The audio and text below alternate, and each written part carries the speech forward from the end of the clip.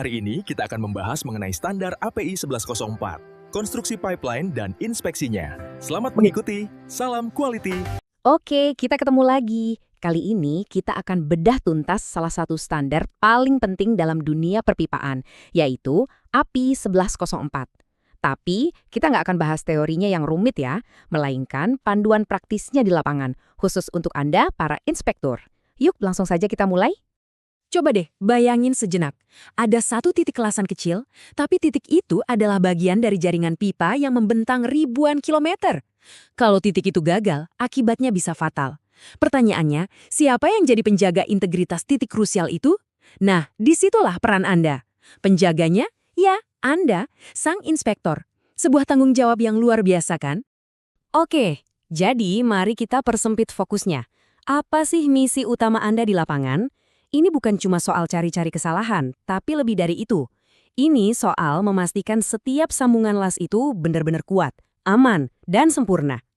Tugas utama Anda sebenarnya simpel tapi krusial banget.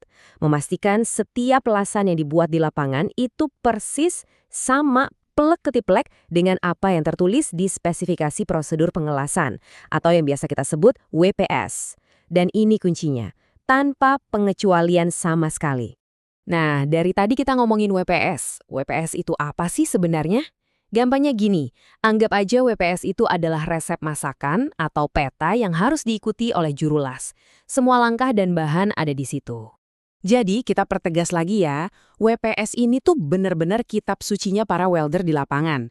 Ini bukan sekedar saran atau panduan, tapi instruksi detail yang hukumnya wajib diikuti untuk menghasilkan lasan yang lolos standar.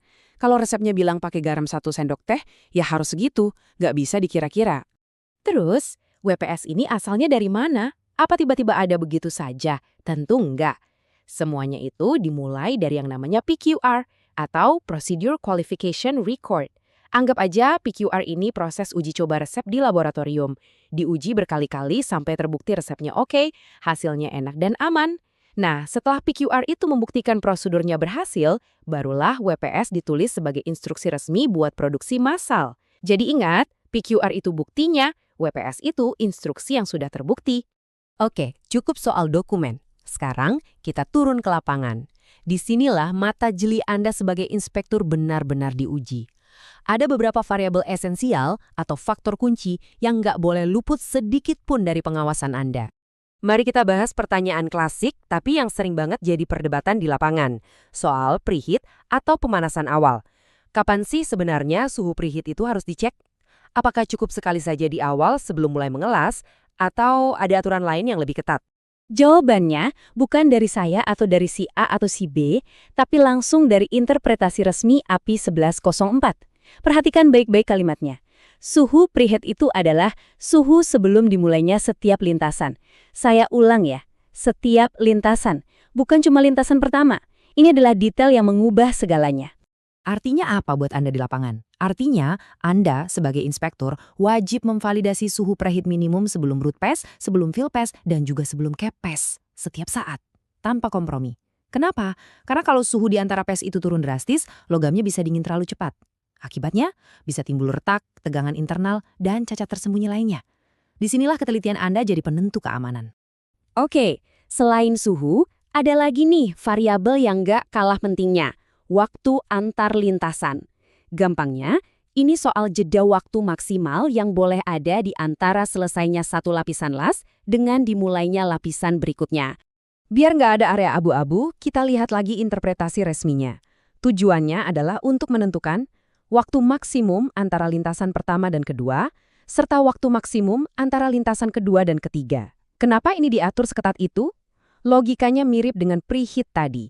Jeda yang kelamaan bisa bikin logamnya keburu dingin secara nggak terkontrol, yang bisa merusak struktur mikro dan kekuatan sambungan las. Intinya, semua harus presisi dan terkontrol.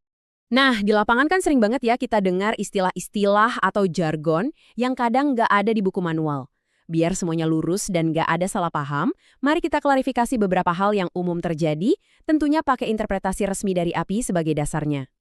Nah, ini dia istilah hot pass. Pasti sering banget dengar kan? Seolah-olah ini tuh lintasan sakti yang punya aturan dan keistimewaan sendiri. Itu mitos di lapangan. Faktanya, Kalau kita cek langsung ke standar API 1104, istilah hot pass itu bahkan nggak ada. Nggak digunakan sama sekali. Pesannya jelas banget buat Anda. Pegangan Anda adalah WPS, bukan jargon atau kebiasaan di lapangan. Kalau nggak tertulis di WPS, ya berarti nggak ada aturan khusus soal itu. Titik. Oke, biar semua informasi tadi nggak cuma jadi teori, tapi bisa langsung Anda terapkan, kita rangkum dalam sebuah daftar periksa atau checklist wajib. Anggap saja ini senjata pamungkas Anda untuk melakukan validasi akhir di lapangan.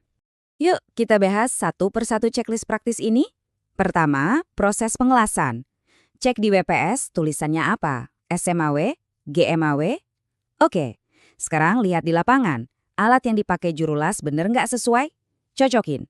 Kedua, logam pengisi. WPS minta elektroda E6010 misalnya. Tugas Anda, cek langsung. Yang dipegang dan dipakai juru las itu beneran N6010 atau bukan. Ketiga, suhu preheat. Di WPS tertulis suhu minimum. Ambil termometer Anda, ukur sebelum root, sebelum fill, sebelum cap. Ingat ya, setiap lintasan. Keempat, waktu antar lintasan. WPS juga menentukan waktu maksimum. Jangan dikira-kira, pakai stopwatch kalau perlu. Pastikan jeda antar pas nggak lebih dari yang diizinkan. Dan terakhir, arah pengelasan. Apakah harus menanjak atau menurun? Ini bukan soal selera juru las ya, ini perintah dari WPS. Pastikan arahnya sesuai. 5 poin ini kalau Anda kuasai, sebagian besar pekerjaan inspeksi Anda sudah aman. Jadi intinya begini, mematuhi WPS, mengikuti semua checklist tadi, itu adalah standar minimum.